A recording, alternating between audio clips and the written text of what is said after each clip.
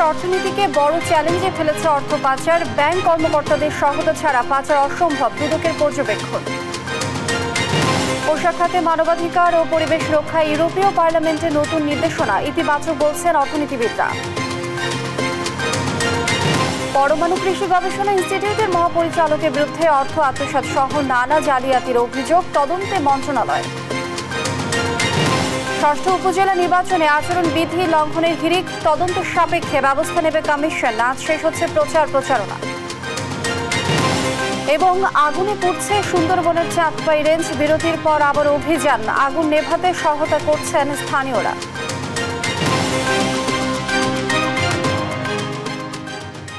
দেখছিলেন শিরোনাম সংবাদ সকালের সঙ্গে আছি আমি লিনিয়া আফরোজ। দেশের অর্থনীতির সবচেয়ে বড় চ্যালেঞ্জ অর্থ পাচার। দুর্নীতি দমন কমিশনের আইনজীবী খুরশিদ আলম খান বলছেন, মানি লন্ডারিং এর মামলা পর্যালোচনা করে দেখা গেছে ব্যাংক কর্মকর্তাদের সহায়তা ছাড়া অর্থ পাচার অসম্ভব। অর্থনীতিবিদ এম আকাশ বলেছেন, দুর্নীতির মাধ্যমে অর্থ উপার্জন করে ধনী হওয়ার সবচেয়ে উর্বর দেশ বাংলাদেশ। জড়িতদের কঠোর শাস্তির আওতায় আনা না গেলে অর্থনীতির ধস ঠেকানো সম্ভব হবে না। বিস্তারিত শামীম আক্তারের রিপোর্টে। গেল বাজেটের আগে বাংলাদেশ অর্থনীতি সমিতির সভাপতি অধ্যাপক আবুল বারাকাত 50 বছরে বাংলাদেশ থেকে প্রায় 12 লাখ কোটি টাকা পাচার হওয়ার এক হিসেব তুলে ধরেন। আর ওয়াশিংটন ভিত্তিক সংস্থা গ্লোবাল ফাইন্যান্সিয়াল ইন্টিগ্রিটি GFI বলছে, আন্তর্জাতিক বাণিজ্যের মাধ্যমে বাংলাদেশ থেকে প্রতি বছর গড়ে 753 কোটি 37 লাখ ডলার পাচার হয়, যা টাকার অঙ্কে প্রায় 80,000 কোটি টাকার মতো। দুর্নীতি প্রতিরোধে রাষ্ট্রীয় সংস্থা দুর্নীতি দমন কমিশনের আইনজীবী খুরশিদ আলম খান বলছেন, দেশের প্রতিটি আদালতে দায়ের করা মানি লন্ডারিং এর মামলাগুলো পর্যালোচনা করে দেখা যায় প্রতিটি ক্ষেত্রেই কোনো না কোনো ব্যাংক কর্মকর্তার যোগসাজশ আছে। ব্যাংক খাতের যতগুলি দুর্নীতি হয়েছে এবং যতগুলি মামলা আমরা হাইকোর্ট ডিভিশনে করেছি, আপিল বিভাগে করেছি, বিচারিক আদালতে হচ্ছে, ব্যাংক অফিসার ছাড়া তো কোনো মামলা নাই।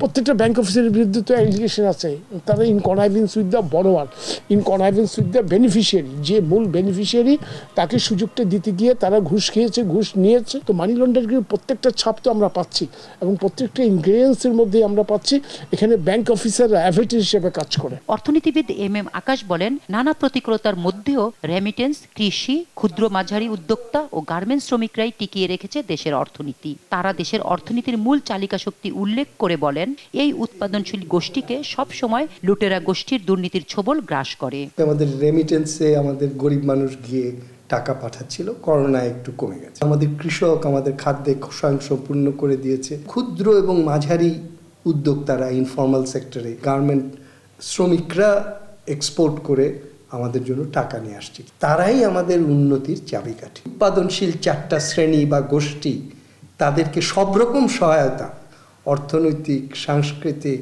রাজনৈতিক সব রকম সহায়তা দিতে হবে, প্রোটেকশন দিতে হবে, যাতে বাজ পাখি তাদের উপর ছো মারতে না পারে। এই অর্থনীতিবিদ আরো বলেন, কঠোর শাস্তির বিধান করে এই অনুৎপাদনশীল বাজ পাখি গোষ্ঠীর হাত থেকে রক্ষা করতে হবে উৎপাদনশীল গোষ্ঠীকে। বাংলাদেশকে বলা হয় ধনী হওয়ার সবচেয়ে স্পিডি দেশ হলো বাংলাদেশ। সবচেয়ে দ্রুত ধনী হয়েছে বিশ্বের মধ্যে, তার মধ্যে 1 নম্বর হলো বাংলাদেশ। তার মানে হচ্ছে যে এখানে এই দুর্নীতির মাধ্যমে 1 নম্বর একটা গোষ্ঠী তৈরি হয়েছে। বিলিয়নিয়ার ক্লাবে তারা রাতারাতি জয়েন করে ফেলছে। যেই বাজ পাখিরা তাদের কাছ থেকে নিংড়ে টাকা বাইরে পাঠিয়ে দিচ্ছে, তাদেরকে কঠোরভাবে শাস্তি দিতে হবে। অর্থ পাচার ঠেকাতে সরকারকে কঠোর হওয়ার কথা জানিয়ে দুদক আইনের সংশোধনীর মাধ্যমে সংস্থাটির স্বাধীনতা বৃদ্ধি করা সহ তদন্তকারী কর্মকর্তাদের দক্ষতা বাড়ানোর উপর জোর দিলেন এই অর্থনীতিবিদ। শামীমা আক্তার, দেশ টিভি, ঢাকা। CSDD নামে নতুন নির্দেশনা পাশ করেছে ইউরোপীয় পার্লামেন্ট। এতে পণ্য সরবরাহ ও বিপণনের সার্বিক প্রক্রিয়ায় মানবাধিকার ও পরিবেশ রক্ষায় পোশাক শিল্প মালিকদের পদক্ষেপ গ্রহণে বাধ্যবাধকতা আরোপ করা হয়েছে। ব্যবসায়ী নেতারা বলছেন, নির্দেশনা বাস্তবায়ন ছাড়া কোনো পথ নেই। আর এই বাধ্যবাধকতাকে ইতিবাচক হিসেবে দেখছেন অর্থনীতিবিদ আহসান এইচ মনসুর। বলছেন, এতে উন্নত কর্মপরিবেশ সৃষ্টি হবে পোশাক খাতে। বিস্তারিত ইফতেখার রেজার রিপোর্টে। 2027 সালে ইউরোপীয় ইউনিয়ন পোশাক প্রস্তুতকারক কোম্পানির ক্ষেত্রে প্রথম corporate sustainability due diligence directive বিধান কার্যকর হবে। যে কোম্পানির 5,000-এর বেশি কর্মী ও 150 কোটি ইউরো বার্ষিক লেনদেন, তাদের ক্ষেত্রে প্রযোজ্য হবে এ বিধান। অবশ্য পরের 2 বছরে কমে 1000 কর্মী ও 45 কোটি ইউরো বার্ষিক লেনদেনের কোম্পানির ক্ষেত্রে প্রযোজ্য হবে। নিয়ম নীতি না মানা হলে উৎপাদনকারী প্রতিষ্ঠান ও ক্রেতা প্রতিষ্ঠানকে গ্রস সেল অথবা লাভের 2% জরিমানা করা হবে। এই রেস্ট্রিকশন এন্ড রেজলিউশন যে ইউরোপিয়ান ইউনিয়ন ম্যান্ডেটটা আমাদের দিয়েছে, প্রত্যেকটা গার্মেন্টস যখন শিপমেন্ট যাবে, that particular company have to submit a due diligence report for that. Any reason any বায়ারকে আমরা যদি সেটি সাবমিট করতে না পারি, তাহলে that buyer for that country can get penalised and penalise up to 2% of their gross sale অথবা তাদের প্রফিট। এটা কিন্তু বিগ পেনাল্টি। তবে সব শর্ত পূরণের পর ক্রেতাদের পক্ষ থেকেও দায়িত্বশীল আচরণ আশা করেন এ ব্যবসায়ী। ইনভেস্টমেন্ট যে আমরা করছি তার সাথে কিন্তু কমিটমেন্টের একটা ব্যাপার আছে। So buyer should be also committed. আমরা ইনভেস্ট করলাম, প্রচুর ইনভেস্ট করলাম to reduce our greenhouse gas, কিন্তু বায়াররা তো তার কমিটমেন্ট রাখলো না। বায়াররা যখন একটি অর্ডার প্লেস করলো, তারা তখন একটি বিডিংয়ে চলে গেল। ওয়ার্ল্ড ওয়াইড বিডিং, যে সবচেয়ে কম পয়সা দেয় পৃথিবীর মধ্যে তাকে তারা দিল। তো আমরা বায়ারের সাথেও সে ব্যাপারে নেগোশিয়েট করছি যে it comes with investment, and এই ইনভেস্টমেন্টের সাথে কিন্তু একটা কমিটমেন্টেরও সরাসরি যোগাযোগ আছে। আর ইউরোপীয় ইউনিয়নের নিয়ম নীতিকে ইতিবাচক উল্লেখ করে তা বাস্তবায়নে সরকার ও বিজিএমইএ-কে পদক্ষেপ নেওয়ার পরামর্শ দিলেন অর্থনীতিবিদ doctor Ahsan H Mansur. European ইউনিয়নের যে রুলস রেগুলেশনগুলো আছে, সেটা বিজিএমইএ এবং সরকার মিলে দেখা যে আমাদের ফ্যাক্টরিগুলো সেই নিয়ম নীতি অনুযায়ী কাজ করছে কিনা। অর্থাৎ লেবার লগুলোকেও যদি মডিফাই করতে হবে। এখন যদি বলে যে লেবার ইউনিয়ন করতে দিতে হবে, তাহলে সেটাও করতে দিতে হবে। যদি বলে যে লেবার সার্টেন সুরক্ষা দিতে হবে, সেটা দিতে হবে। ফ্যাক্টরিগুলোর আরেকটু উন্নতি করতে হবে, সেটা করতে হবে। নিয়মনীতি বাস্তবায়ন হলে কর্মস্থলে পোশাক শ্রমিকদের ঝুঁকি কমবে বলেও মত এই অর্থনীতিবিদের। ইফতেখার রেজা, দেশ টিভি, ঢাকা। পুরনো কর্মী ছাঁটাই করে অর্থ লেনদেনের মাধ্যমে নতুন শ্রমিক নিয়োগ প্রকল্পের টাকা আত্মসাৎ, গবেষণায় জালিয়াতি সহ নানা অনিয়মের অভিযোগ উঠেছে বাংলাদেশ পরমাণু কৃষি গবেষণা ইনস্টিটিউটের মহাপরিচালক ডক্টর মির্জা মোফাজ্জল ইসলামের বিরুদ্ধে। তার হাতে 150 জন শ্রমিক চাকরি হারিয়ে মানবেতর দিন কাটাচ্ছে। অভিযোগ তদন্তে জনপ্রশাসন মন্ত্রণালয়ের 3 সদস্যের একটি কমিটি কাজ করছে। সহকর্মী ইলিয়াস আহমেদের তথ্যচিত্রে জানাচ্ছেন দিবাশ্রী বড়ুয়া। বাংলাদেশ পরমাণু কৃষি গবেষণা ইনস্টিটিউটের ভারপ্রাপ্ত মহাপরিচালক হিসেবে ডক্টর মির্জা মোফাজ্জল ইসলাম যোগদানের পর থেকেই প্রকাশ্যে আসে 2 গ্রুপের বিভেদ। বিজ্ঞানীদের মধ্যে ঘটে একাধিকবার মারামারির ঘটনাও, গণহারে হয় বদলি ও নিয়োগ বাণিজ্য। 20 বছরেরও বেশি সময় ধরে বিভিন্ন প্রকল্পে চাকরি করা শ্রমিকদের ছাঁটাই করে আর্থিক লেনদেনে নিয়োগ করা হয় নতুন শ্রমিক। মির্জা মোফাজ্জল সারাইসা আমাদের 150 জন শ্রমিকদেরকে ছাঁটাই করেছে। উনি শেষ সময়ে আইসা আমাদেরকে বলছে দেখবে, দিবে, দেয় নাই। এর মাঝখানে আউটসোর্সে লোক নিছে, বিভিন্ন প্রকল্পতে লোক নিছে, টাকা পয়সা দিয়ে লেনদেন করে নিছে, কিন্তু আমাদেরকে দেয় নাই। করোনার সময় বেতন পাই না, প্রায় 4 বছর যাবত বেতন চাওয়ার কারণে আমাদের 3 জনকে বাদ দিয়ে দিচ্ছে। শুধু প্রকল্পের শ্রমিক নয়, চাকরি শেষে অবসরে যাওয়ার সময়ও ডিজির অনুসারীদের খুশি না করায় ভোগান্তি পোহানোর অভিযোগ এই স্টেনোগ্রাফারের। স্টেনোগ্রাফার পদে সিলেকশন গ্রেড সহ 3টা টাইম স্কেলে 8ম গ্রেডে রিটায়ার পর্যন্ত বুক করেছি 10 সাল থেকে। ওনার কারসাজিতে ডিডি এবং ডিজির সহযোগিতায় আমাকে 9ম গ্রেডে রিটায়ারমেন্টে বেনিফিট দেওয়া হয়েছে। কি কারণে তা উল্লেখ করা হয়নি, এতে আমি 25 থেকে 30 লক্ষ টাকা সাফার করছি। অভিযোগের বিষয়ে বিনার ডিজি ডক্টর মির্জা মোফাজ্জল ইসলামকে প্রশ্ন করলে উত্তর না দিয়ে তিনি চটে যান। তবে বিনাকে প্রশ্নবিদ্ধ করতেই একটি পক্ষ ডিজির বিরুদ্ধে অপপ্রচার চালাচ্ছে দাবি পরিচালনা কমিটির। ডিজিকে প্রতিপন্নের জন্য করা হচ্ছে, বিনা যে কাজগুলো করতেছে এই কাজগুলোকে ব্যাহত করার জন্য করা হচ্ছে, এবং আমি মনে করি এগুলা সরকার বিরোধী একটি অংশের কর্মকাণ্ড বলে আমি চিহ্নিত করি। তবে এই বিষয়ে কৃষিমন্ত্রী ডক্টর মোহাম্মদ আব্দুল শহীদ তিনি অবগত নন জানিয়ে সচিবদের কাছে খোঁজ খবর নিতে বললেন। সচিব পর্যায়ে খোঁজ করেন, সচিব কাছে জিজ্ঞেস করলে উনি হয়তো বলতে পারেন। আমার কাছে এগুলো আসে নাই, আমি কেন বলবো? Unwanted situation. অভিযোগ ওঠা দুর্নীতি তদন্তে চলতি বছরের 1 জানুয়ারি জনপ্রশাসন মন্ত্রণালয় 3 সদস্যের একটি কমিটি গঠন করে। তদন্তের অগ্রগতি জানতে কৃষি মন্ত্রণালয়ের উপসচিব ও তদন্ত কমিটির সদস্য সচিব তাহমিনা সুলতানার সাথে মুঠোফোনে কথা বলতে চাইলে ব্যস্ততা দেখিয়ে তিনি কিছু জানাতে রাজি হননি। নিউজ ডেস্ক, দেশ টিভি। প্রথম ধাপের উপজেলা নির্বাচনের প্রচারণা শেষ হচ্ছে আজ। শেষ মুহূর্তে জোর জনসংযোগে ব্যস্ত প্রার্থী সমর্থকরা। তবে বেশিরভাগ জায়গায় উত্তপ্ত নির্বাচনের মাঠ। আচরণ ভেঙে প্রায় প্রার্থী সমর্থকরা জড়াচ্ছেন সংঘাতে। এমপিদের বিরুদ্ধে রয়েছে প্রভাব বিস্তারের অভিযোগ। নির্বাচন কমিশন বলছে তদন্ত সাপেক্ষে ব্যবস্থা নেওয়া হবে। জেলা প্রতিনিধিদের সঙ্গে নিয়ে আরো জানাচ্ছেন নূপুর মাহমুদ। নোয়াখালীর কোম্পানীগঞ্জ উপজেলা পরিষদ নির্বাচনে চেয়ারম্যান প্রার্থী আওয়ামী লীগের সাধারণ সম্পাদক ওবায়দুল কাদেরের ছোট ভাই শাহাদাত হোসেনের মনোনয়ন বাতিল হয়েছে। যাচাই বাছাই শেষে হলফনামায় মামলা ও আয় বিবরণীর তথ্য গোপন করায় তার মনোনয়ন বাতিল হয়েছে বলে জানান রিটার্নিং কর্মকর্তা। শাহাদাত হোসেন তিনি মনোনয়ন দাখিল করেছিলেন, তার বিরুদ্ধে 4টি মামলা চলমান রয়েছে। এই 4টি মামলার কোনটি তিনি হলফনামায় উল্লেখ না করায় তথ্যসমূহ অসম্পূর্ণ তথ্য বা তথ্য গোপন করে তার তবে আয় বিবরণীর বিষয়ে উল্লেখ ছিল বলে দাবি জানান শাহাদাত হোসেন। এ নিয়ে আপিল করবেন তিনি। আপিল করব আবার কিছুদিন আগে ভিডিও দিয়েছিলেন ওই মামলাতে মনে হয়। বরিশালের সদর ও বাকেরগঞ্জ উপজেলা পরিষদ নির্বাচন যতই ঘনিয়ে আসছে ততই বাড়ছে সহিংসতা এবং প্রভাব বিস্তারের অভিযোগ। স্থানীয় সাংসদের প্রভাব বিস্তারের অভিযোগ উঠেছে বাকেরগঞ্জে। তবে ভোট গ্রহণ সুষ্ঠু করার কথা জানান রিটার্নিং কর্মকর্তা। বরিশাল সিটি কর্পোরেশনের কাউন্সিলররা তারা আমাদের কর্মীদেরকে ডেকে ডেকে ভয় দেখাচ্ছেন। রিটার্নিং অফিসার হিসেবে একটা সুষ্ঠু নির্বাচন যে পরিবেশ থাকার কথা, আশা করি সেই পরিবেশ আছে এবং ভোটাররা নির্বিঘ্নে ভোট কেন্দ্রে গিয়ে তাদের ভোটাধিকার প্রয়োগ করতে পারবে। পিরোজপুর সদর সহ নাজিরপুর ও ইন্দুরকানীতে তীব্র গরম উপেক্ষা করে নির্বাচনী প্রচারণায় ব্যস্ত প্রার্থীরা। ভোটাররা বলছেন যাকে দিয়ে এলাকার উন্নয়ন হবে তাকেই নির্বাচিত করবেন তারা। আমরা এরকম একজন প্রার্থী চাচ্ছি যে প্রার্থী সাধারণ মানুষের কথা বলবে, একজন নম্র ভদ্র সাধারণ ক্যান্ডিডেটকে আমরা বিজয়ী হিসেবে দেখতে চাই। নির্বাচন ঘিরে অভিযোগ পাল্টা অভিযোগ, সংঘাত, সহিংসতায় উত্তপ্ত পাবনার সুজানগর উপজেলা। চেয়ারম্যান পদের প্রতিদ্বন্দ্বিতায় মুখোমুখি উপজেলা আওয়ামী লীগের সভাপতি আব্দুল ওহাব ও সাধারণ সম্পাদক শাহিনুজ্জামান।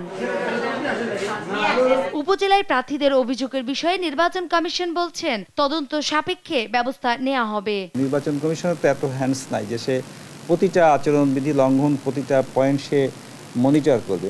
নির্বাচন কমিশন সকল বিষয়টা মনিটর করে মাঠ প্রশাসনের আমাদের যারা আছে তাদের মাধ্যমে। কোনো সংবাদপত্রের ভিত্তিতে সেটা আর একবার ক্রস চেক না করে নির্বাচন কমিশন সরাসরি ব্যবস্থা গ্রহণ করে না। আগামী 8 মে সকাল 8টা থেকে বিকেল 4টা পর্যন্ত চলবে 6ষ্ঠ উপজেলা নির্বাচনের ভোট গ্রহণ।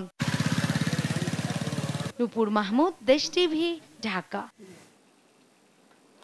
এদিকে বগুড়ার 3 উপজেলায় জোরে সোরে চলছে শেষ সময়ের প্রচারণা। ভোটের মাঠে বিএনপি না থাকায় আওয়ামী লীগের প্রার্থীদের মধ্যে হবে প্রতিদ্বন্দ্বিতা। তাই নিজেদের মধ্যে বাড়ছে কোন্দল। এতে নির্বাচন সুষ্ঠু হওয়া নিয়ে শঙ্কিত অন্য প্রার্থীরা। বিস্তারিত বগুড়া প্রতিনিধি সঞ্জু রায়ের প্রতিবেদনে।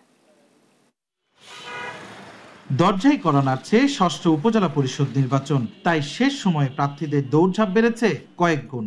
ভোট দিতেও হিসেব করছেন ভোটাররা। যারা আমাদের উপকার করবে তারই করে দরকার। আমার ভালো প্রতিনিধি চাচ্ছে তো ইনশাআল্লাহ।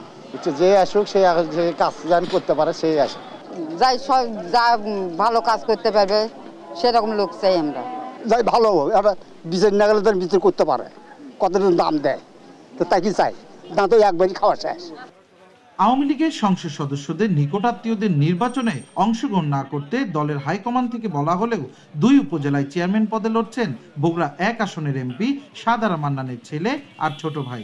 সারিয়াকান্দিতে এমপির ছেলে সাখাওয়াত হোসেন সজল আর সোনাতলায় নির্বাচন করছেন এমপির ভাই ও পরিষদের সদ্য সাবেক চেয়ারম্যান মিনাদুজ্জামান লিটন। এতে ভোট সুষ্ঠু হওয়ার বিষয়ে অনেকটাই শঙ্কায় প্রতিদ্বন্দ্বী প্রার্থীরা। এমপি মহোদয় তার নিজের গাড়ি ইউজ না করে সিএনজি করে এসে বাড়ির ভিতরে বসে থেকে বিভিন্ন নেতাকর্মী ডেকে নিয়ে ওখানে লিটনের পক্ষে কাজ করতে বলেছে। আজকেও এমপি সাহেব আমার যদি ভুল না হয়, আমি যতটুকু শুনেছি সারিয়াকান্দিতে আছে, উনি বিভিন্ন জায়গার থেকে নেতাকর্মী বলেন, প্রভাবশালী লোক বলেন, তাদেরকে ডেকে দিয়ে আসতেছে, ঘরের মধ্যে বসে থেকে বলতেছে তুমি আগামী 5 বছর আমি ক্ষমতায় আছি, যদি আমার কথা না শোনো তাহলে তোমার কোনো প্রকার সুযোগ তো পাবেই না, বরং তোমার অসুবিধা হবে। তবে সাংসদের ভাই সোনাতলার সদ্য সাবেক চেয়ারম্যান মিনাদুজ্জামান লিটন বলছেন দেশের প্রচলিত আইন মেনেই নির্বাচনে অংশ নিয়েছেন তিনি। নির্বাচন কমিশন কিন্তু স্পষ্ট বলেছেন কে কার আত্মীয় সেটা আমাদের দেখার বিষয় না। আমার যেটা মনে হয় যে নির্বাচন কমিশনকে সরকারের দায়িত্ব সহযোগিতা করা। সেখানে আওয়ামী লীগ এইভাবে যে কথাটি বলেছে, আমার মনে হয় যে আওয়ামী লীগকে নির্বাচন কমিশনকে সহযোগিতা করা উচিত। যাদের বিরুদ্ধে অভিযোগ তাদের বিরুদ্ধে ব্যবস্থা গ্রহণ করার মধ্যে দিয়ে এটা সার্বিক হওয়া উচিত। এদিকে গাবতলী উপজেলায় এবারের নির্বাচনে হাড্ডাহাড্ডি লড়াইয়ের আভাস মিলেছে। সদ্য সাবেক চেয়ারম্যান রফি নওয়াজ খান রবিনের প্রধান প্রতিদ্বন্দ্বী হিসেবে মাঠে প্রচারণা চালাচ্ছেন আওয়ামী লীগের বন ও পরিবেশ বিষয়ক উপকমিটির সদস্য অরুণ কান্তি রায় সিটন। একজন শিক্ষিত প্রার্থী হিসেবে আমার প্রতি জনগণের মারাত্মক সাড়া পড়েছে এবং তারা আমাকে শতভাগ সুনিশ্চিত ভোট দিয়ে আমাকে জয়যুক্ত করবে বলে আমি আশা করছি। রিটার্নিং অফিসার বলছেন, নির্বাচনকে অবাধ, সুষ্ঠু, নিরপেক্ষ করতে তাদের সব ধরনের প্রস্তুতি আছে। নির্বাচনকে প্রভাবিত করার সুযোগ নেই। নির্বাচনকে সুষ্ঠু, সুন্দর, শান্তিপূর্ণ করার জন্য আমরা সব ধরনের ব্যবস্থা গ্রহণ করেছি। ইতিমধ্যে প্রার্থীদের নিয়ে জেলা প্রশাসক, পুলিশ সুপার মহোদয়ের উপস্থিতিতে আচরণবিধি সম্পর্কিত বিষয়ে মত বিনিময় সভা করা হয়েছে। আগামী ৮ মে হবে ষষ্ঠ উপজেলা নির্বাচনের প্রথম ধাপের ভোট গ্রহণ। সঞ্জু রায়, দেশ টিভি, বগুড়া। ২৮ ঘন্টাও নিয়ন্ত্রণে আসেনি সুন্দরবনের চাঁদপাই রেঞ্জের আমরবনিয়া এলাকার আগুন। বনের কয়েক একর এলাকা এরই মধ্যে পুড়ে গেছে। রোববার সকাল থেকে আগুন নেভানোর কাজ শুরু করে ফায়ার সার্ভিস ও নৌবাহিনী। যোগ দেয় বিমান বাহিনীর হেলিকপ্টারও। তবে সন্ধ্যার পর অগ্নি নির্বাপনের কাজ বন্ধ রাখা হয়। বাগেরহাট থেকে এস সোহানের তথ্য, ছবিতে শুভশ্রী রায়ের রিপোর্ট। ঘন্টার পর ঘন্টা পার হচ্ছে, কিন্তু নেভানো যাচ্ছে না সুন্দরবনে লাগা আগুন। যদিও ফায়ার সার্ভিস, কোস্টগার্ড ও নৌবাহিনী আগুন নেভানোর চেষ্টা চালাচ্ছে আপ্রাণ, কিন্তু পানির উৎস কাছাকাছি না থাকায় এই অভিযানে অনেকটাই বেগ পেতে হচ্ছে তাদের। পানি স্বল্পতায় আগুন নেভাতে কৌশল বদলেছে যৌথ দল। বিমান বাহিনীর হেলিকপ্টারে করে পানি এনে ছিটানো হচ্ছে। তাদের আশা দ্রুতই নেভানো যাবে আগুন। গতকাল দুপুর ৩টায় আগুন লাগলেও ঝুঁকি বিবেচনায় গতরাতে অগ্নি নির্বাপন কাজ স্থগিত থাকে। রোববার সকাল থেকে আবারও কাজ শুরু করে বন বিভাগ, ফায়ার সার্ভিস, স্থানীয় বাসিন্দা ও স্বেচ্ছাসেবকরা। পরে তাদের সহযোগিতায় যোগ দেয় কোস্টগার্ড ও নৌবাহিনী, দুটি পৃথক দল। আমরা স্টারভেশন পদ্ধতিতে আগুনটা মানে ঘিরে রেখেছি এবং আস্তে আস্তে আমরা ফরওয়ার্ড হচ্ছি। তো এই যে স্টারভেশন পদ্ধতিতে যে আমরা আগুনটা নিভাচ্ছি, এই ভিতরে উপর থেকে যে পানি দিচ্ছে, এটা আমাদের উপকার হচ্ছে আর কি। তো যাই হোক, আমরা আমাদের লেভেল বেস্ট চেষ্টা করছি। সুন্দরবনে প্রায় ১.৫ কিলোমিটার এলাকা জুড়ে ৩০ থেকে ৩৫ জায়গায় বিক্ষিপ্তভাবে আগুন দেখা গেছে বলে জানান প্রত্যক্ষদর্শীরা। জায়গায় আগুন লাগছে, ধরেন নিম্নত ৫০ বিঘা। এই যে গাছের গোড়া আগুনে সম্পূর্ণ জ্বলে যাইতেছে, মানে ফুস করে আগুন উঠা সম্পূর্ণ গাছ ধরে যেতেছে। আগুন নিভাচ্ছে, এই যে দেখেন, এই যে আশেপাশে নিভেই গেছে, তারপরও ধাউ ধাউ করে নিচ থেকে আবার আগুন জ্বলছে। এখন পর্যন্ত আগুনের ক্ষয়ক্ষতির পরিমাণ ও আগুন লাগার কারণ জানা যায়নি। তদন্তের মাধ্যমে জানা যাবে বলে জানান এই কর্মকর্তা। ৩ সদস্য বিশিষ্ট তদন্ত কমিটি আমরা গঠন করেছি। তাদেরকে বলেছি আমরা আগামী ৭ কার্য দিবসের মধ্যে বিস্তারিত তদন্ত করে আমাদের কাছে প্রতিবেদন দেওয়ার জন্য। অগ্নিকাণ্ডের কারণ ও ক্ষয়ক্ষতির পরিমাণ জানতে এসিএফ চাঁদপাইকে প্রধান করে তদন্ত কমিটি গঠন করা হয়েছে। এর আগে ২০২১ সালে ৩ মে সুন্দরবনের দাসের ভাড়ানি এলাকায় আগুনে ৩ একর বনভূমি পড়ে যায়। নিউজ ডেস্ক, দেশ টিভি। সংবাদ সকালে আরো থাকছে। জয়পুরহাটের মঙ্গলবাড়ি ডিগ্রি কলেজে এইচএসসি পরীক্ষার ফর্ম পূরণে দ্বিগুণ ফি নেওয়ার অভিযোগ। বাড়তি অর্থ জোগাতে হিমশিম শিক্ষার্থীরা।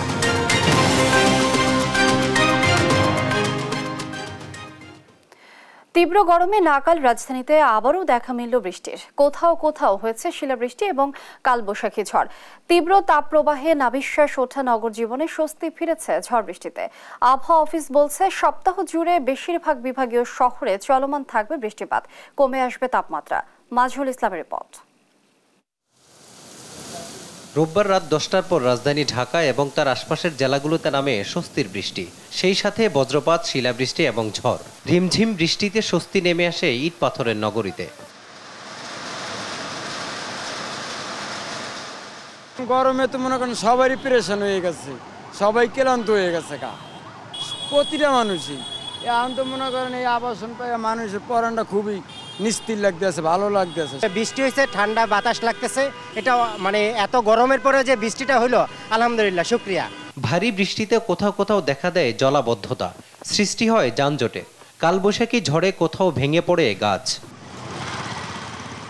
পাতা পোতা দিয়ে পুরো একবারে ভরা এরিয়া। আমরা সবাই ময়লা ক্লিয়ার করতেছি যে রাস্তাঘাটে যে পানিটা না জমে, রাস্তাঘাটে পানি জমলে আপনার গাড়ি গুড়ি যাওয়া অনেক সমস্যা হয়ে জায়গা। আম গাছটা আপনার ওয়ালটা ছিল, ওয়াল ভাঙ্গা তারপরে নিচে পড়ে গেছে। আবহাওয়া অফিসের তথ্য অনুযায়ী রোববার সন্ধ্যার পর থেকে ঢাকা ও আশপাশের জেলাগুলোতে 36 মিলিমিটার বৃষ্টিপাত হয়েছে। সপ্তাহ জুড়ে বেশিরভাগ বিভাগীয় শহরে চলমান থাকবে বৃষ্টিপাত, কমে আসবে তাপমাত্রা। রাত 9টার পর থেকে ঢাকার এবং ঢাকার আশেপাশে ঝড়ো হাওয়া সহ বৃষ্টি ও বজ্রসহ বৃষ্টিপাত হয়েছে। এর সঙ্গে কিছু কিছু শিলাবৃষ্টিও হয়েছে। সেখানে আমরা যেটা পেয়েছি সেটা হচ্ছে 36 মিলিমিটার বৃষ্টি হয়েছে।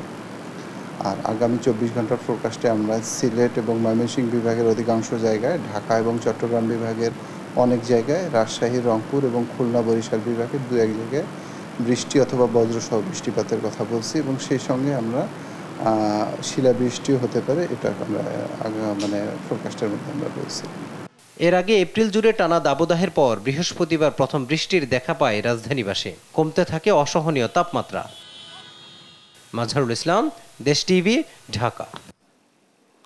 জয়পুরহাটের মঙ্গলবাড়ি ময়েজ উদ্দিন মেমোরিয়াল ডিগ্রি কলেজে এইচএসসি পরীক্ষার ফর্ম পূরণে সরকার নির্ধারিত ফি-এর চেয়ে দ্বিগুণ অর্থ নেওয়ার অভিযোগ উঠেছে কলেজ কর্তৃপক্ষের বিরুদ্ধে। খরচ বেশি হওয়ায় পরীক্ষার ফর্ম পূরণে বিপাকে শিক্ষার্থীরা। সহকর্মী রেজাউল করিম রেজার পাঠানো তথ্যচিত্রে ডেস্ক রিপোর্ট। জয়পুরহাটের মঙ্গলবাড়ি ময়েজ উদ্দিন মেমোরিয়াল ডিগ্রি কলেজে চলছে এইচএসসি পরীক্ষার ফর্ম পূরণ। মাধ্যমিক ও উচ্চ মাধ্যমিক শিক্ষা বোর্ড কর্তৃক বিজ্ঞান বিভাগে 2680 টাকা, মানবিক ও ব্যবসায় শিক্ষা বিভাগে 2120 টাকা ফি নির্ধারণ করলেও শিক্ষার্থীদের কাছ থেকে নেওয়া হচ্ছে 5 থেকে 7000 টাকা পর্যন্ত। দেওয়া হচ্ছে না কোনো রসিদ। এমন পরিস্থিতিতে সবার পক্ষে এমন বাড়তি ফি বহন করা কঠিন হয়ে উঠছে। আমরা কোন খাতে কত টাকা দিলাম আমাদের চিকিৎসা সেই রসিদটা বের করে দিবেন না। আমরা কলেজের ফি কত টাকা দিলাম, আমাদের বোর্ড ফি কত টাকা, এটা এগুলো আমাদের ইয়া করে দেন, ভাউচার দেন। পরীক্ষা দেব, রেজিস্ট্রেশন করার জন্য আমরা আসছি, আমাদের থেকে চাওয়া হচ্ছে 5950 টাকা। ফর্ম ফিল আপের জন্য কারো থেকে 5000, কারো থেকে 7000, কারো থেকে 4000, যার থেকে যেমন পাচ্ছে তো তেমনই নিচ্ছে টাকা। এই যে এখন ফর্ম ফিল আপ করার জন্য আমরা কলেজে আসছি, কিন্তু আমাদের কলেজের কোনো ল্যাবে আমাদের একদিনও ঢুকাই নাই। আমরা কলেজের ল্যাব আমরা দেখি নাই। এ বিষয়ে জানতে চাইলে ক্যামেরার সামনে কথা বলতে রাজি হননি অধ্যক্ষ ও অন্যান্য কর্মকর্তারা। আপনারা এমনি কোনো পারমিশন ছাড়া ছবি নিচ্ছেন কথা বলার জন্য, এটা তো কথা ঠিক না। মিডিয়া থেকে আসছেন, ওনার থেকে আমার পারমিশন নিতে হবে না। আপনার নাম কি ভাইজান? আপনার নাম কি? তবে বিষয়টি তদন্তের দাবি জানিয়েছেন ম্যানেজিং কমিটির সদস্য ও স্থানীয় ইউপি চেয়ারম্যান। অবশ্যই করব, যদি কোনো অভিযোগ আসে সেটা আমরা তদন্ত সাপেক্ষে ব্যবস্থা নেব। অবশ্য অভিযোগ পেলে ব্যবস্থা নেওয়ার কথা জানান জেলা শিক্ষা কর্মকর্তা। আমরা যদি কারো কাছ থেকে অভিযোগ পাই, আমরা প্রয়োজনীয় ব্যবস্থা বিধি মোতাবেক সরকারি নিয়ম নীতি অনুসারে করব। এবার এই কলেজ থেকে নিয়মিত অনিয়মিত এইচএসসি পরীক্ষার্থী 388 জন। নিউজ ডেস্ক, দেশ টিভি। সংবাদ সকালে আরো যা থাকছে। চট্টগ্রামে জিম্বাবুয়ের বিপক্ষে দ্বিতীয় টি-20তেও জয় পেল বাংলাদেশ। সিরিজে 2-0 ব্যবধানে এগিয়ে গেল টাইগাররা।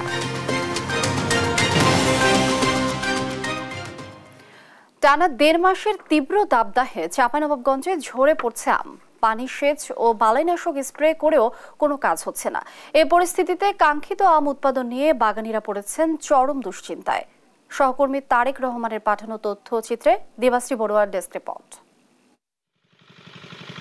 আমের উর্বর ভূমি হিসেবে পরিচিত জেলা চাঁপাইনবাবগঞ্জ। ফজলি, ল্যাংড়া, গোপালভোগ, খিরসাপাত সহ প্রায় 1.5 শতাধিক জাতের সুমিষ্ট আমের চাষ হয় এখানে। কিন্তু এবার বৈরী আবহাওয়ায় চাষিদের মুখে হাসি নেই। তীব্র দাবদাহে ঝরে পড়ছে আম। ফলে আমের ফলন নিয়ে দুশ্চিন্তায় আছেন আম চাষিরা। অনাবৃষ্টির কারণে, তাপের কারণে আমগুলো ঝরে ঝরে পড়ে যাচ্ছে, নষ্ট হচ্ছে। এখন আমরা কেউ কেউ কষ্ট করে খরচ করে সেচ দিচ্ছি, কিন্তু দেখলে যে ওয়াটার লেয়ার কমে যাচ্ছে। তো আম হয়নি। হ্যাঁ, যে বাগানে হয়তো 200 মন হতো, সে বাগানে হয়তো 40 মন হয়েছে, 50 মন হয়েছে। হ্যাঁ, এরকমই আমাদের লসের উপরে লস। তাদের দাবি, টানা কয়েক বছর ধরে লোকসান গুনতে হচ্ছে তাদের। তাই আম চাষে ভর্তুকি দেওয়ার দাবি জানিয়েছেন তারা। মাত্রা বেশি হওয়াতে আমাদের অনেক বাগানে আর কি ফল ঝরে যাচ্ছে বলছি আমরা। অনুদান না পাওয়া যায় তো আমাদের আম গাছ কেটে অন্য ফসলের দিকে আমরাকে যেতে হবে। তাছাড়া আমাদের কোনো বিকল্প পথ নাই। চলমান দাবদাহ পরিস্থিতিতে আম গাছে পানি সেচ ও বালাইনাশক স্প্রে করার পরামর্শ দিচ্ছেন আঞ্চলিক উদ্যান তত্ত্ব গবেষণা কেন্দ্রের এই কর্মকর্তা। তো আম বাগানে সেচ দিতে হবে এবং সেচটি খুব ভালোভাবে দিতে হবে এবং সকালে এবং বিকালে সেচ দিতে হবে, দুপুর বেলাতে সেচ দেওয়া যাবে না। সেচ দেওয়ার পরে গাছের গোড়ায় বিভিন্ন খড়কুটো আবর্জনা দিয়ে যদি ঢেকে রাখা যায় তাহলে এই রসটি মাটিতে দীর্ঘ সময় থাকবে এবং গাছ বেশি সময় বেশি রস পাবে। তীব্র দাবদাহ অব্যাহত থাকলে এবার কাঙ্ক্ষিত ফলন পাওয়া নিয়ে শঙ্কা প্রকাশ করেছে খোদ কৃষি বিভাগ। সুবিধা রয়েছে বা যাদের সুযোগ রয়েছে তারা এই সময় আম গাছে ঠান্ডা পানি স্প্রে করবে এবং নিয়মিতভাবে সেচ দিবে এবং মালচিং করার চেষ্টা করবে। এগুলো করলে দেখা যাবে যে ঝরার প্রবণতা কমে যাবে। পূর্বাভাস রয়েছে যে আগামী 5 বা 6 তারিখে বৃষ্টি হতে পারে। এই বৃষ্টিটা হলেই এই সমস্যাটা থাকবে না, আর যদি এটা কন্টিনিউশন হয় তাহলে কিছুটা ক্ষতির সম্মুখীন। কৃষি বিভাগের তথ্য মতে চলতি মৌসুমে চাঁপাইনবাবগঞ্জে 37,604 হেক্টর জমিতে হয়েছে আম চাষ, যেখানে ফলনের লক্ষ্যমাত্রা রয়েছে 4,50,000 মেট্রিক টন আম। নিউজ ডেস্ক, দেশ টিভি। মৌলভীবাজারের বড়লেখায় ঝিঙে চাষে সাফল্য পেয়েছেন চাষিরা। 400 বিঘা জমিতে এবার ভালো ফলন হয়েছে, যা থেকে অন্তত 4 কোটি টাকা বাণিজ্যের আশা কৃষি বিভাগের। এতে চাষিরা সচ্ছলতার পাশাপাশি অবদান রাখবে স্থানীয় অর্থনীতিতে। সহকর্মী সালে ইলাহি কুটির তথ্যচিত্রে ডেস্ক রিপোর্ট। শস্য ও মাছের ভাণ্ডার খ্যাত মৌলভীবাজারের হাকালুকি হাওর অধ্যুষিত বড়লেখা মোহাম্মদনগর গ্রামের পাহাড়ি এলাকার 400 বিঘা জমিতে উৎপাদিত ঝিঙে ভাগ্য বদলেছে 5 শতাধিক কৃষকের। উৎপাদন খরচের চেয়ে দ্বিগুণ লাভ হওয়ায় অনেকেই ঝুঁকছেন ঝিঙে চাষে। আমি টান ঝিঙ্গা ক্ষেত দেখিয়া আমি অল্প কিছু ঝিঙ্গা ক্ষেত করছি। অতীতে পাইছি 1 কেয়ার ক্ষেত করলে 25-30 হাজার 40 হাজার, এখন আমরা লাখের উপরেও 1 কেয়ার টাকা 30 হাজার। আমরা কৃষি মন্ত্রণালয় থেকে আমরা সার বীজ দিছই, সব কিছু আমরা সাহায্য করছি। আমি রাজমিস্ত্রির কাজ করতাম, রাজমিস্ত্রির কাম এখন ছাড়িয়ে আমি আসলাম এই জিঙ্গা ক্ষেত হইয়া দেখা যায় আমার খাদর চেয়েও দ্বিগুণ আমার ফায়দা। যেদিকে তাকাই সেদিকেই দেখি জিঙ্গা আর জিঙ্গা। আমার জিঙ্গা ক্ষেত দেখে আমার খুব আগ্রহী বাড়ছে, আমিও আগামীতে জিঙ্গা ক্ষেত করতাম। এই সবজি চাষে কৃষকদের প্রশিক্ষণ সহ বিভিন্নভাবে সহায়তা দিয়ে আসছে কৃষি বিভাগ। এটি একটি পাহাড়ি জায়গা, এটি সাধারণত পতিতাক্ত। পরে আমাদের কৃষি বিভাগের পরামর্শে এখানকার প্রায় 150 কৃষক ঝিঙ্গা চাষ শুরু করে। তো ঝিঙ্গা চাষ করার পরে তারা খুবই লাভবান হয়েছে। এ মৌসুমে 400 বিঘা জমি থেকে প্রায় 4 কোটি টাকার ঝিঙে বিক্রির আশা কৃষি কর্মকর্তার। ঝিঙ্গা একটি লাভজনক ফসল। এখান থেকে প্রায় 400 বিঘা জমি থেকে প্রায় আমাদের আশা করছি যে প্রায় আমাদের 800 টন ঝিঙ্গার উৎপাদন হবে এবং এখান থেকে প্রায় 4 কোটি টাকা আমাদের ঝিঙ্গা ফসল বিক্রি হবে। জেলায় এবার 800 টন ঝিঙে উৎপাদনের লক্ষ্যমাত্রা রয়েছে। নিউজ ডেস্ক, দেশ টিভি। আন্তর্জাতিক প্রসঙ্গ। ইসরায়েলে বন্ধ হয়ে গেল আন্তর্জাতিক গণমাধ্যম আল জাজিরার সব কার্যক্রম। ইসরায়েলি পার্লামেন্ট নেসেটের পর মন্ত্রিসভা গণমাধ্যমটির সব কার্যক্রম বন্ধে সম্মত হয়। গণমাধ্যমটির উপর তেল আবিবের অভিযোগ, ইসরায়েলের মাটিতে থেকে স্পর্শকাতর তথ্য পাচার করছে আল জাজিরা। এর ফলে কাতারের সঙ্গে নতুন করে টানাপোড়েন তৈরি তো হলো ইসরায়েলের। বিস্তারিত মুশরিফা নুছাতের ডেস্ক রিপোর্টে। ইসরায়েলের সঙ্গে আল জাজিরার দ্বৈরথ বেশ পুরনো। গাজায় ইসরায়েল যতবার অভিযান এবং বর্বরতা চালিয়েছে, কাতার ভিত্তিক এই সংবাদ মাধ্যমটি ততবার সক্রিয়ভাবে বিশ্বের কাছে খবর তুলে ধরেছে। আর এ কারণেই অচিরেই তেল আবিবের চক্ষুশূল হয়ে দাঁড়ায় আল জাজিরা। ইসরায়েলের মাটিতে এই গণমাধ্যমের সব কার্যক্রম বন্ধ করতে সবসময়ই আগ্রহী ছিল তেল আবিব। অবশেষে ইসরায়েলের আন্তর্জাতিক এই গণমাধ্যমটির সকল কার্যক্রম বন্ধ হয়ে গেছে। এর আগে ইসরায়েলি পার্লামেন্ট নেসেটে এপ্রিলে একটি আইন পাশ হয়। সেখানে সব নেসেট সদস্য ইসরায়েলে আল জাজিরার সম্প্রচার কার্যক্রম বন্ধে একমত হয়। এর আগে ইসরায়েলের যোগাযোগ মন্ত্রী শ্লোমো কারহি বলেন তিনি এই বিলে স্বাক্ষর করেছেন, যা অচিরেই কার্যকর হবে। টিভি চ্যানেলটির সম্প্রচার কাজে ব্যবহৃত সব সরঞ্জাম ইসরায়েলের কাছে জমা দিতে হবে। আল জাজিরার বিরুদ্ধে নেতানিয়াহুর অভিযোগ, গণমাধ্যমটি ইসরায়েলের মাটিতে থেকে শত্রুদের কাছে দেশটির অতি সংবেদনশীল গোয়েন্দা তথ্য পাচার করে। ইসরায়েলের নিরাপত্তার জন্য হুমকি আল জাজিরা, এমনকি গাজা নিয়ে উস্কানি এবং বিভ্রান্তিমূলক খবরও প্রচার করে। এমন সিদ্ধান্তের চরম নিন্দা করেছে আল জাজিরা। একে রাজনৈতিক উদ্দেশ্য প্রণোদিত আখ্যা দিয়ে এর বিরুদ্ধে আইনি ব্যবস্থা নেয়ার ঘোষণা দিয়েছে সংবাদ সংস্থাটি। এ ধরনের সিদ্ধান্ত শুধু আল জাজিরা নয়, আন্তর্জাতিক গণমাধ্যমগুলোর জন্য এক অশনি সংকেত। নেতানিয়াহুর এই সিদ্ধান্ত এটাই প্রমাণ করে যে গাজায় কি হচ্ছে না হচ্ছে তা বিশ্ব জানুক, সেটা তিনি চান না। এর আগে 2021 সালে গাজায় ইসরায়েল অভিযান চালানোর সময় উপত্যকায় অবস্থিত আল জাজিরা এবং বার্তা সংস্থা এপির ভবন ক্ষেপণাস্ত্র হামলা করে গুঁড়িয়ে দেয় ইসরায়েল। 2022 সালে আল জাজিরার সাংবাদিক শিরিন আবু আকলেহ মৃত্যুতে নিন্দার ঝড় ওঠে গোটা বিশ্বে। আর গাজায় 7 অক্টোবর থেকে চলা বর্বরতায় বলি হন বহু আল জাজিরার সাংবাদিক। এমনকি তাদের পুরো পরিবারকেও টার্গেট করে ইসরায়েলি সেনাবাহিনী IDF। তবে এবার ইসরায়েলের এই সিদ্ধান্ত তেল আবিব দোহার সম্পর্কে গভীর চির ধরাবে বলে মত বিশেষজ্ঞদের। মুশরিফা নুজাত, নিউজ ডেস্ক, দেশ টিভি। এই পর্যায়ে সংবাদ শিরোনাম জানিয়ে দিচ্ছে আরো একবার।